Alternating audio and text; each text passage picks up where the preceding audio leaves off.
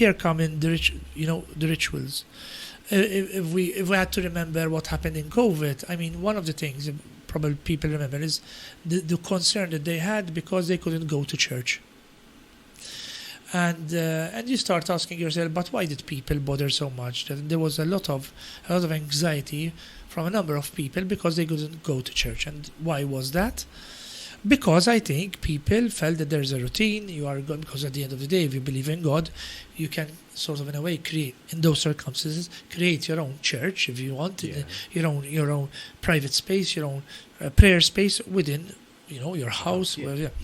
But people needed to be with each other. People needed to pray with each other. People needed to know that whilst they are praying, other people are near them.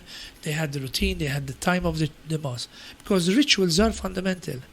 And it seems that we haven't learned the lesson. COVID took away a number of our rituals of people meeting in the office here. We still struggle with having to meet each other because we are doing lecturing online. Yeah. There are students who have never met face to face who are online. I always teach them online, and I think we lose a lot. We lose a lot on that. We have the notion of rituals of people meeting within certain sort of prescribed or semi-prescribed, if you want, contexts, are incredibly important. Are very important, and we are losing those. We are losing those because we are working long hours, so we don't have time, we don't have energy, we don't have an interest. We think that it is being invasive because you take care of each other. We think it is not anymore fashionable that you are courteous, and the way you relate to other people, and the way you and the etiquette, and saying good morning, good afternoon, thank you. I'm always very surprised when I go to a restaurant and I enjoy the food. So I don't do it always because you don't always enjoy the food in the same way. But when I enjoy the food, I go up to the restaurant manager. I do this almost practically every time. Well, obviously when the food is good. Yeah. And I ask them who the cook is, and they give me a bit of a look, thinking what is he about. Yeah.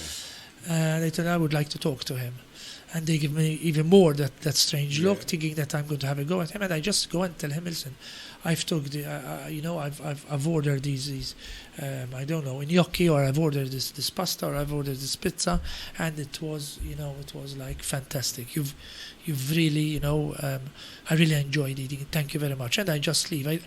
And what fascinates me is their surprised look, which is the reason being very obvious. Very few people go to thank them for just recognizing that they gave me so it doesn't. Now I like to do that because I like the expression. I enjoy the expression of the head waiter or the restaurant manager, and I have a bit of a go at him or her. But apart from that, apart from taking a bit the mickey from them, it is also because I feel that being recognized and being validated for what we do, you can never do it to yourself. I mean, this talk about you loving yourself is true. Okay, I love myself. Well, I don't really have an option. I mean, I would like to. I'm stuck with myself, so I'd rather have a six pack and I don't know, such a big nose or whatever, and more hair maybe. I don't know. I could go on, but I'm stuck with with what I am and who I am. So there's no, but it's okay. You love yourself. This is me. I just handle myself in the way. But I need people to love me. I cannot love myself only. I need people to love me. And the moment that I haven't got people who are validating me, who love me, who appreciate me, who show affection, who care, it isn't like just losing 50% of that of what I need. It is losing much more. So it's 10% maybe important to love yourself, but the rest of the the other 90% has to come from the. It has to be. So it is being recognized for your work by the people around you. The people who you love directly, like the family or family and friends, students who tell me that they enjoyed the lecture, or listen, we've had better lectures, but yours was a good effort.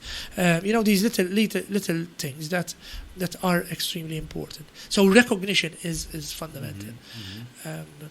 We don't do that, and I think we are losing out. And if we're not careful, we'll get used to not having this.